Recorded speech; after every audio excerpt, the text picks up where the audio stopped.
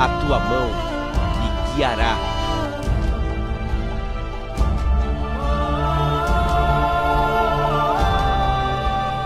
Não se esqueça.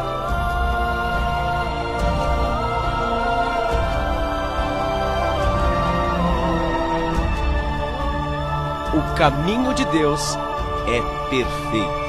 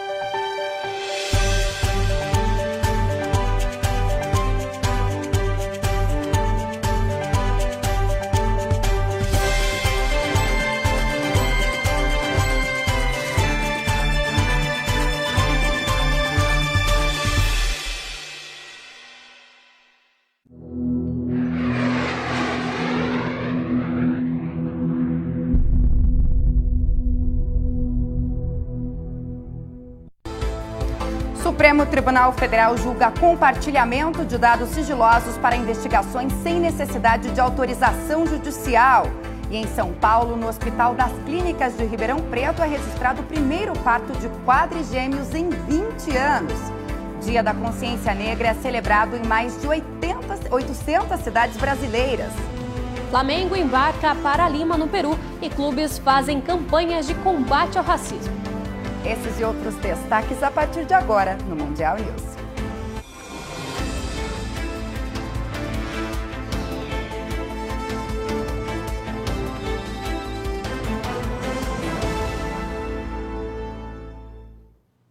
Olá, uma boa noite para você.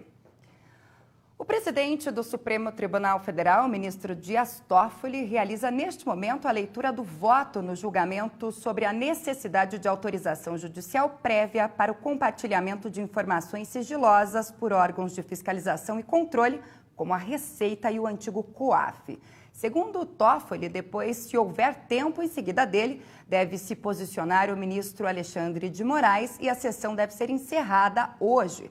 O julgamento continua na tarde de quinta-feira e ainda corre o risco de não haver tempo suficiente para a discussão ser concluída nesta semana. O resultado deste julgamento pode abrir brecha para anular uma série de casos, como a investigação que envolve o ex-assessor parlamentar Fabrício Queiroz. E senadores pediram hoje vista coletiva do projeto de lei que busca, através de mudança no Código de Processo Penal, regulamentar a prisão provisória após condenação em segunda instância. Na prática, isso adia por pelo menos uma semana a votação do projeto na CCJ, que é a etapa que antecede a votação em plenário. O projeto veio à tona depois da decisão do STF no último dia 7. Os ministros declararam inconstitucional a prisão em segunda instância, mas o presidente da Corte, Dias Toffoli, declarou que o Congresso poderia legislar sobre o tema posteriormente. Lembrando que foi essa decisão do STF que resultou na soltura do ex-presidente Lula e demais presos da Lava Jato, inclusive. E ainda com assuntos ligados ao Senado, por 53 votos a favor e 7 contrários, os senadores concluíram a votação da PEC paralela da Previdência. O principal ponto da proposta é a inclusão de servidores públicos estaduais e municipais no novo sistema de aposentadoria. A proposta segue agora para análise na Câmara dos Deputados, que já começou a ser apreciada hoje, inclusive. E policiais federais encontraram moedas douradas na casa do doleiro Najum Azário Flato Turner. Ele foi preso durante a Operação Patron. Os objetos ainda serão periciados para saber se são de fato feitos de ouro. As apreensões aconteceram em São Paulo, onde vive Turner. Também durante as buscas, agentes encontraram na casa de Mira de Oliveira Ataíde um relógio Rolex e 3 bolsas, cada uma avaliada em R$50 mil. Ela é namorada de Dário Messer, o doleiro dos doleiros. Essa operação é um desdobramento da Câmbio Desliga, ação anterior da Lava Jato no Rio de Janeiro. E ainda falando de corrupção, foi preso hoje no Paraná em uma operação do GAECO, ex-diretor-geral do Detran no estado, Marcelo Panizzi. Ele é acusado de cometer irregularidades em um edital de credenciamento de empresas para o registro de financiamento. Marcelo foi diretor-geral do Detran de abril a dezembro de 2018. Em fevereiro deste ano, foi nomeado como diretor-geral da Assembleia Legislativa do Paraná. A operação também teve como alvos outros 3 servidores comissionados do Detran na época do lançamento do edital, em agosto de 2018, e um ex-assessor da Governadoria do Estado do Paraná. Em uma outra operação, a Polícia Federal realizou hoje, então, essa operação que foi contra um grupo investigado por envio de cocaína para a Europa. Este mesmo grupo recrutava mulheres em diversos estados do país para atuar no transporte da droga. 33 pessoas foram presas, 9 delas em Caxias do Sul, na Serra Gaúcha, que seria de onde o grupo surgiu. Além do Rio Grande do Sul, as ações aconteceram também em 8 estados e no Distrito Federal. E ainda com notícias internacionais, confira outras, então, informações que estão em destaque no mundo hoje.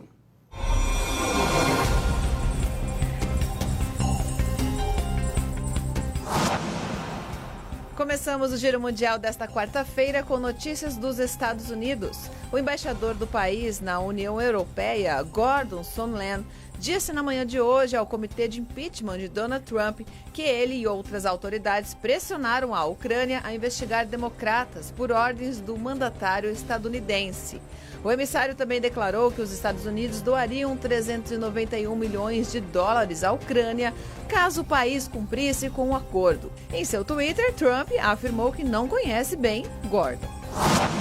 Na Bolívia, 6 pessoas morreram e 30 ficaram feridas em uma operação em conjunto da polícia e exército em uma refinaria na cidade del Alto.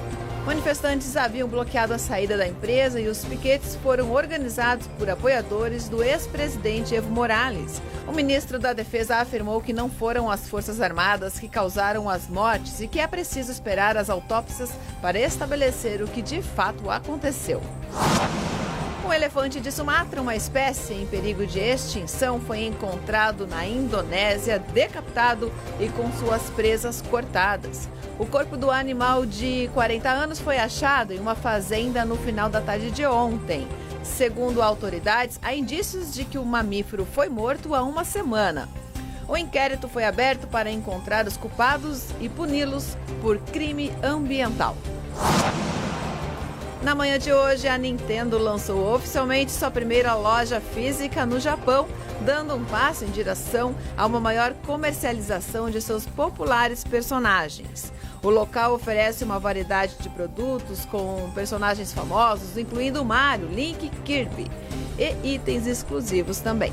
Além da loja, a empresa de videogames deve inaugurar no ano que vem a Super Nintendo World, uma nova atração no parque temático da Universal Studios, nos Estados Unidos.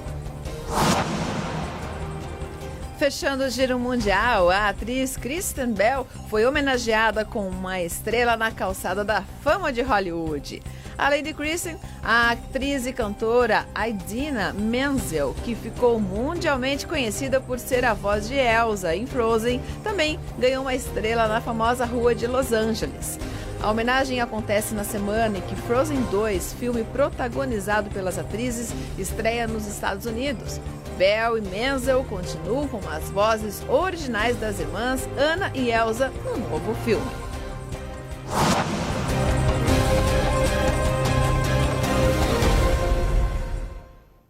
Agora, às 7h09 pelo horário de Brasília, o Mundial News vai a um breve intervalo e volta em instantes. E você vai ver que um hospital de clínicas do estado de São Paulo registrou o primeiro caso de quadrigêmeos nos últimos 20 anos. Os detalhes daqui a pouquinho.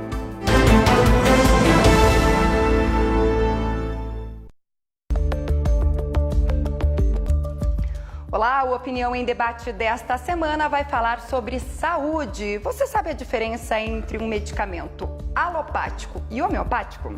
Você já se tratou usando homeopatia ou você é daqueles que prefere a medicina tradicional? A homeopatia ele é um conhecimento já milenar, né? Já há quantos anos? Ela está há 200 anos aqui no Brasil, veio por um médico francês. Mas ela já está, ela é muito consolidada a nível mundial, né? Esse assunto que ela trouxe, na verdade, é crítico, porque a homeopatia, ela traz risco. Não perca, é nesta quinta-feira, 00:30.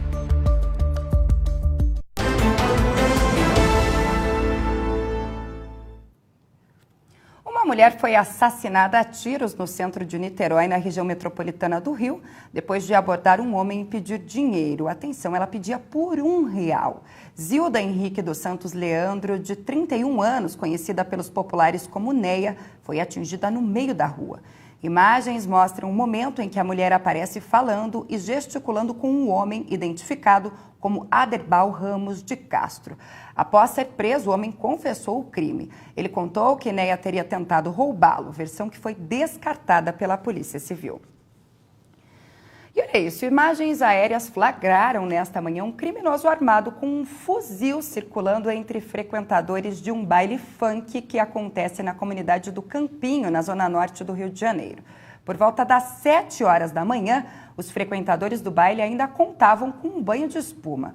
O evento é realizado sob uma lona no interior de uma comunidade da região.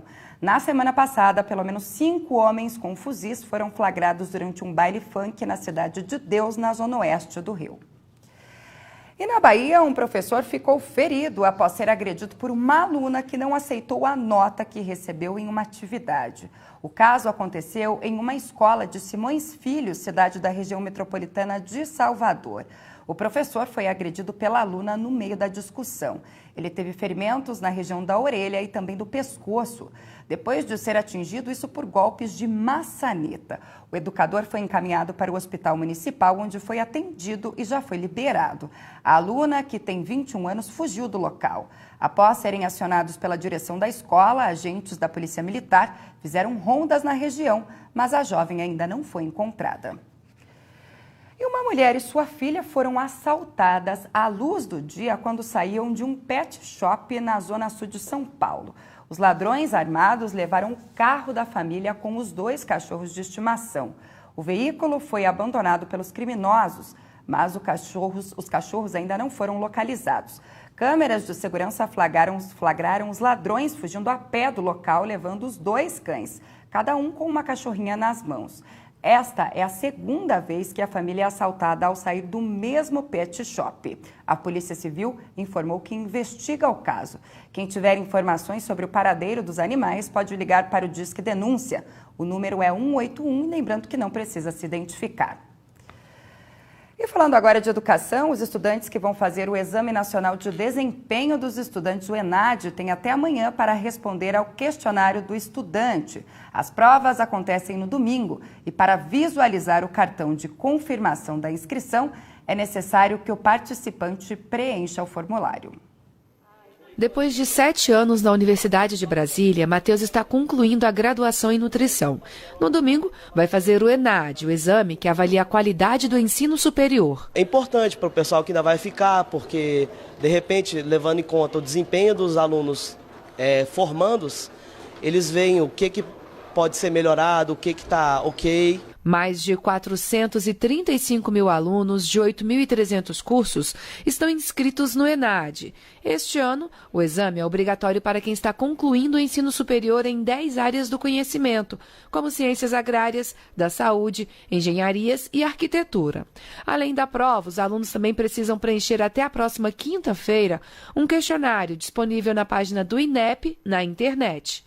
Mais de 90% dos estudantes já preencheram o questionário. Outros 55% visualizaram o local da prova. O exame será aplicado em mais de 1.000 municípios. O INEP aconselha os alunos a planejar o trajeto no domingo para não ter surpresas. Quem não fizer a prova não recebe o diploma. O aluno que tem uma instituição bem avaliada num momento de oferta de emprego, num momento de uma conversa, de uma entrevista, ele pode utilizar isso como uma coisa favorável a ele.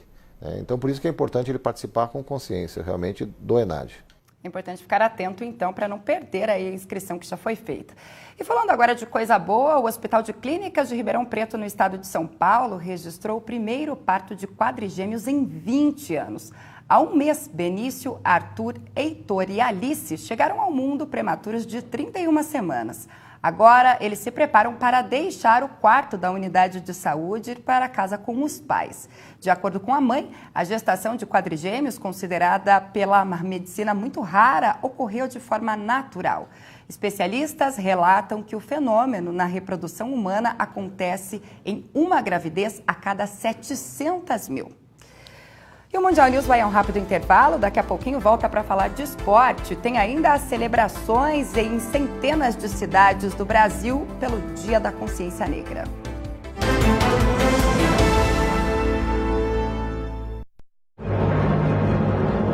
Estou emocionado, sabe? Vamos aos sindicatos. Glória a Deus, dou toda a glória, devolvo toda a honra a Jesus. Eu sou a fã. Fico muito feliz de um trabalho como Me Refez. Esse é o cantor do ano?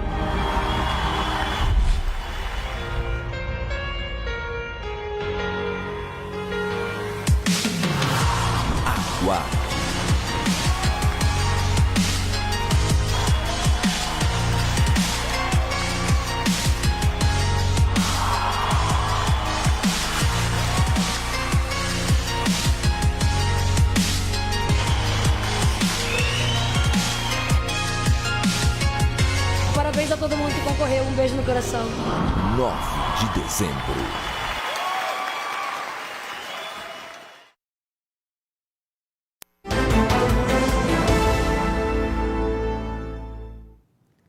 É celebrado hoje o Dia da Consciência Negra em mais de 800 municípios do país.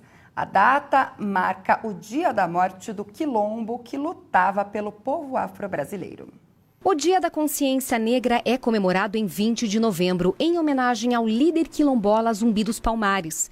Morto nesta data, em 1695, ele deixou um legado de resistência e luta pela liberdade dos negros.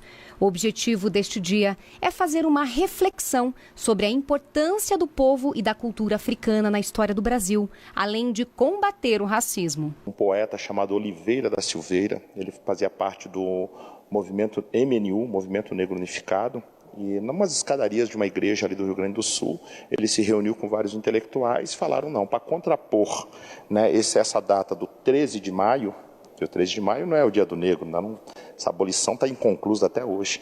Ele falou, não, nós vamos celebrar a partir de agora o 20 de novembro, que é o dia da consciência negra, o dia, né, do assassinato do rei Zumbi dos Palmares.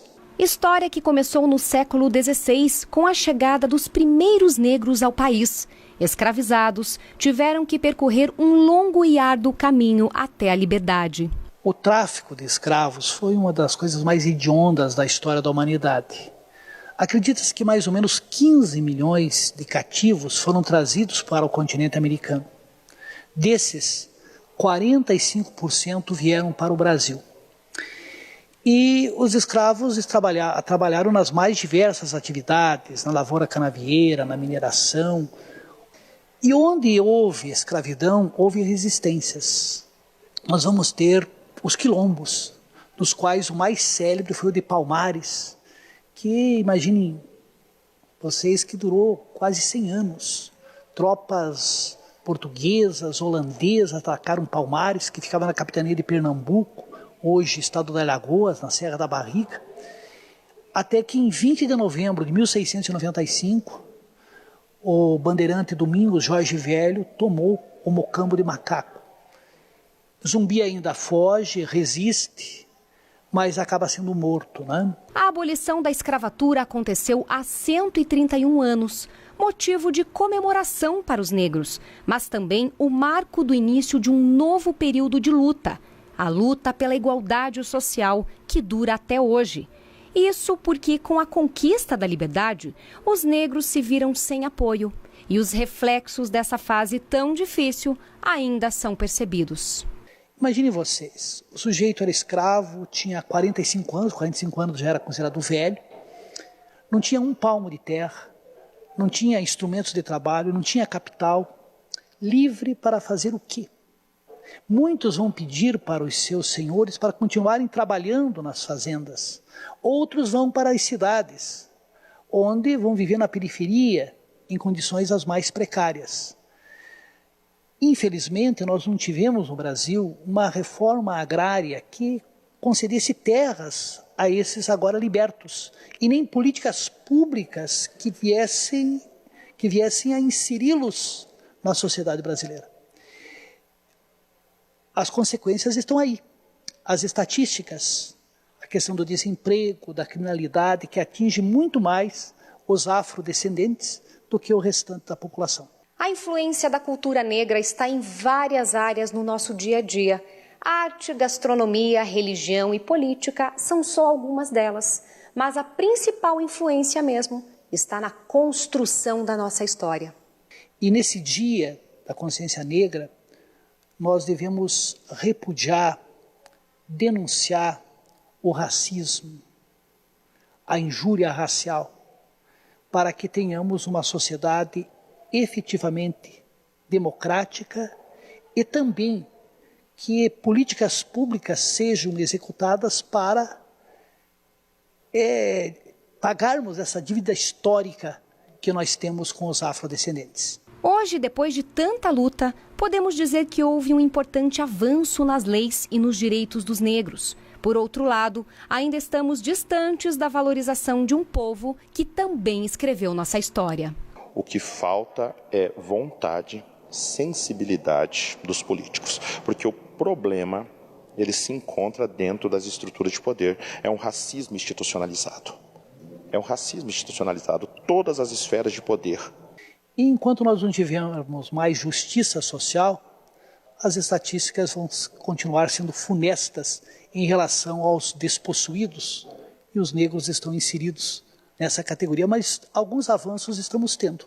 Felizmente, nós já temos uma quantidade bem maior de afrodescendentes nas universidades, temos avanços no que diz respeito a pessoas trabalhando em funções as mais diversas, e é preciso que esses avanços sejam ainda maiores. E para, através da educação, principalmente junto às crianças, combatermos todos os preconceitos.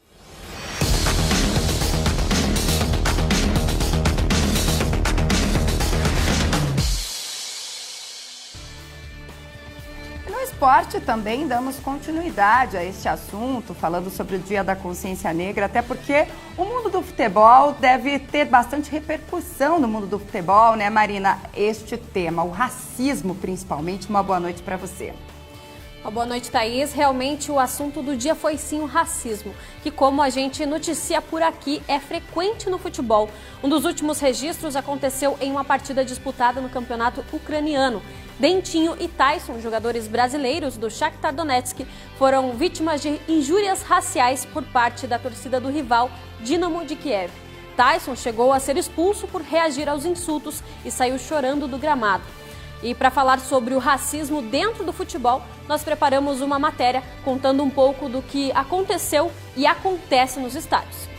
O futebol chegou ao Brasil com status de esporte da elite.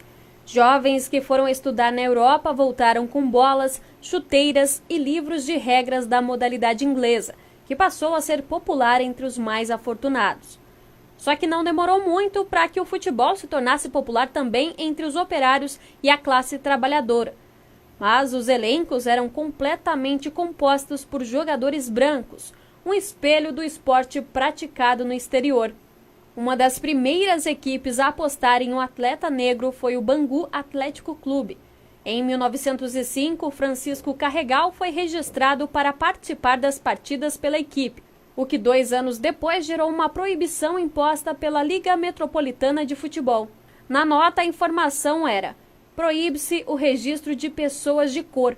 Com o impedimento, o Bangu deixou de disputar os campeonatos da Liga Carioca. Alguns anos depois, a profissionalização do futebol diminuiu o preconceito contra os jogadores. Em 1938, Leônidas da Silva, o Diamante Negro, mostrou na Copa do Mundo da França que a cor era apenas um detalhe. Depois surgiram muitos outros, mas por fim, o rei.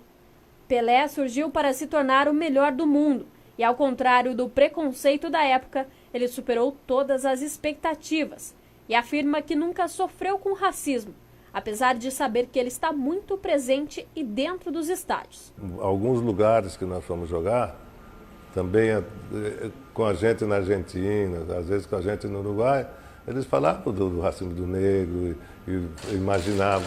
Isso é uma coisa que, infelizmente, né, não dá para você dizer que vai terminar com isso.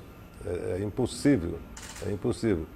Agora, é claro que tem que ser tomada algumas precauções, alguma exigência disso, porque isso é coisa do ser humano, o próprio ser humano. Além dos jogadores, outros profissionais envolvidos com o futebol acabam sofrendo com racismo. O Eliandro Santana é jornalista esportivo e presenciou um ato de preconceito. Eliandro, conta pra gente o que aconteceu.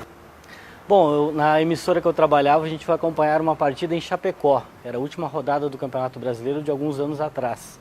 Fomos uma equipe de 3 profissionais e na chegada da Arena Condá, falando no quesito cor de pele, eu era o mais claro. E lamentavelmente, a gente entrando no estádio, passou pelas sociais para seguir até as cabines de imprensa. E lá, várias famílias, várias pessoas já estavam acomodados e lamentavelmente veio uma pessoa ofendendo, dirigindo a palavra à nossa equipe.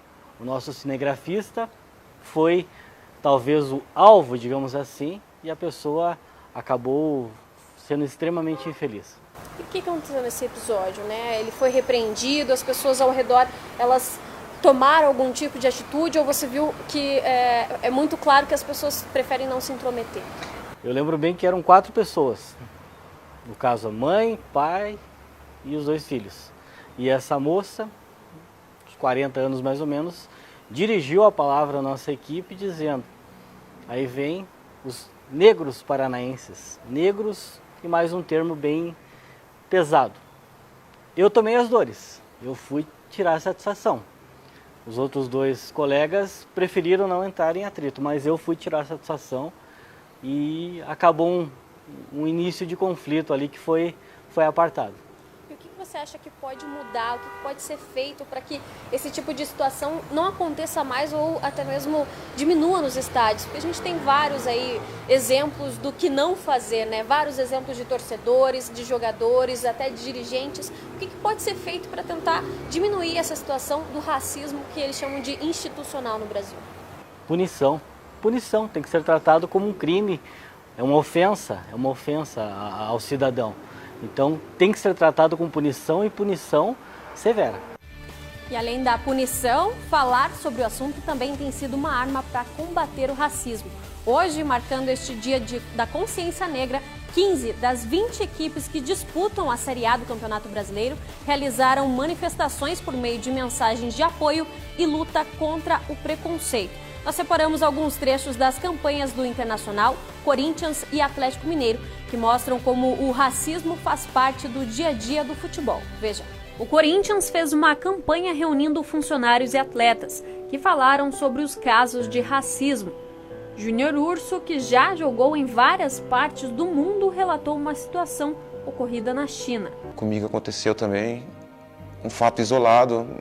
Não que na China aconteça essas coisas, mas aconteceu um fato isolado comigo lá, onde a gente estava ganhando uma partida e já era a segunda ou terceira vez que a gente jogava contra esse time e a gente estava vencendo esse time de novo e teve um lance que o cara fez a falta em mim, eu caí no chão e ele falou, levanta macaco pra mim. Naquele momento eu comecei a gritar, chamar a atenção do árbitro. O jogo ficou parado por alguns minutos, porque eu fiquei indo até a câmera, chamando a atenção da câmera para que vissem. Eu lembro de ver minha família na arquibancada, eles perceberam que eu estava sofrendo com algo. Pedi para que meu clube fosse atrás de imagens, de algo do tipo. Mas tem muita burocracia para que isso aconteça e acabaram que sumiram com essas imagens ou algo do tipo. É algo que atinge muito forte o nosso peito. A gente acha que é algo que não vai nos abalar, mas é algo que não dá para explicar. É uma dor diferente, é diferente de todas as outras dores. É diferente de um machucado, é diferente de uma derrota. Já o Atlético Mineiro, que teve um episódio recente registrado dentro do Mineirão, trouxe uma mensagem para os torcedores, mostrando que todos são iguais, não importando a cor. O negro ainda passa por situações de injúria e injustiça. Minha cor não me faz diferente de ninguém. Quero igualdade. A gente não deve ser discriminado. Não ser racista é pouco. É preciso lutar contra o racismo. Coragem e coração começam com cor. Eu sou isso, sou negro, índio, branco, eu sou pardo. Sou brasileiro e atleticano. O Internacional buscou ídolos e personalidades do clube, que relataram o que sentem e deixaram mensagens de apoio. Quanto mais fazem ou comentem ou tentam te abafar, mais força vocês terão, mais aguerridos vocês serão, porque vocês, se eles estão fazendo isso, é porque eles têm medo de vocês. Então, mete bronca que vocês vão vencer, como vários negros venceram, e vários estão tentando vencer, e vocês vão vencer, com certeza. A gente separou o dia de hoje para falar sobre esse tema do racismo. É muito bacana, né? Exatamente. A iniciativa dos clubes. E muitas campanhas bonitas, né? Mas a gente fala do Flamengo, tem final da Copa Libertadores da América nesse sábado e a gente traz mais informações de algumas mudanças que podem acontecer amanhã no jornal. Prometo que a gente não deixa faltar nenhuma informação. O Flamengo já embarcou para Lima, no Peru, e agora deve chegar perto das 10 horas da noite na cidade para se acomodar e já se preparar para essa final. Flamenguistas ansiosos, não é mesmo, Marina? Tá certo. Muito obrigada por hoje, então. Amanhã conversamos mais. Para você de casa, uma boa noite. Obrigado pela companhia e até amanhã, então.